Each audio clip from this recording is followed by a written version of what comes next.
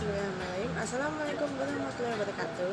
Perkenalkan, nama saya Dona Alia Kusumawardani dari Prodi D3 Bahasa Inggris, nomor mahasiswa V01200019 Universitas 11 Maret.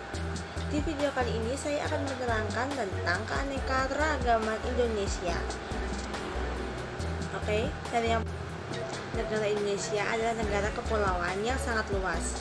Dengan banyaknya pulau, tentu mengakibatkan banyak suku bangsa yang ada di Indonesia. Keanekaragaman suku bangsa ini menimbulkan banyak keanekaragaman adat dan budaya.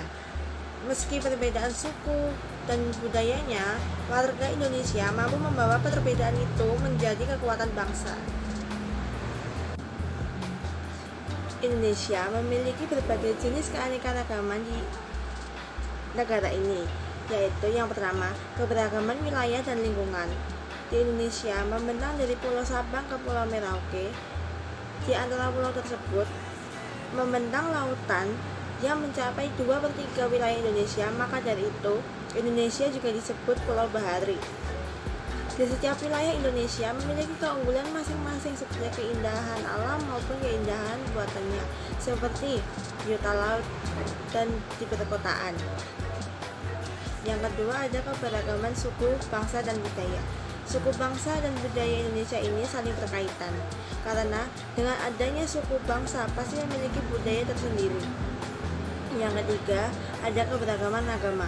Keberagaman beragama di Indonesia yang dijamin oleh Undang-Undang Republik Indonesia tahun 1945 adalah agama Islam, Kristen, Katolik, Hindu, Buddha, dan Konghucu. Agama-agama tersebut disebarkan oleh bangsa dan pedagang asing yang datang ke wilayah Indonesia pada zaman dahulu. Agama merupakan hak asasi manusia yang dijamin oleh Undang-Undang 1945 Pasal 28E ayat 1 yang berbunyi, setiap orang bebas memeluk agama dan beribadah menurut agamanya, memilih pendidikan pengajaran, memilih pekerjaan, memilih kewarganegaraan, memilih tempat tinggal di wilayah negara dan meninggalkannya serta berhak kembali. Yang keempat, ada keberagaman ras. Ras merupakan golongan bangsa berdasar ciri fisik dan garis keturunannya. Kondisi masyarakat Indonesia yang memiliki keberagaman ras berpotensi menimbulkan konflik.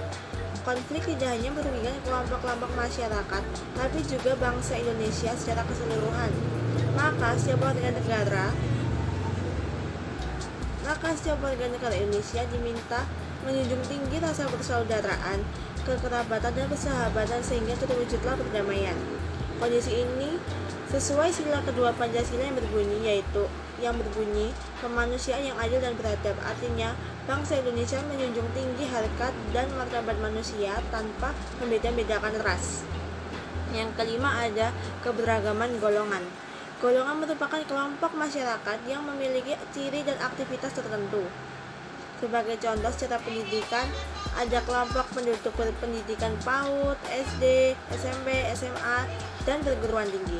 Meski terdapat beragam penggolongan, namun berbagai organisasi tersebut mempunyai landasan ideologi yang sama, yaitu Pancasila. Artinya, semua golongan sosial berada dalam Bhinneka Tunggal Ika. Yang keenam, ada keberagaman jenis kelamin dan gender. Gender merupakan sifat dan perilaku yang melekat pada kaum pria dan wanita.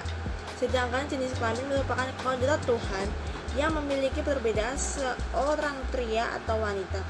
Gender lebih berperan pada bidang sosial. Sebagai contoh, wanita di zaman dahulu tidak boleh bekerja, hanya boleh sebagai ibu rumah tangga. Keberagaman gender menimbulkan peran yang beragam. Peran gender bisa dibedakan menjadi peran reproduktif, produktif, dan kemasyarakatan. Wow, terdapat 6 jenis keanekaragaman di Indonesia ini. Sungguh indah negara ini. Maka dari itu, mari untuk selalu saling menjaga keanekaragaman di Indonesia bersama-sama.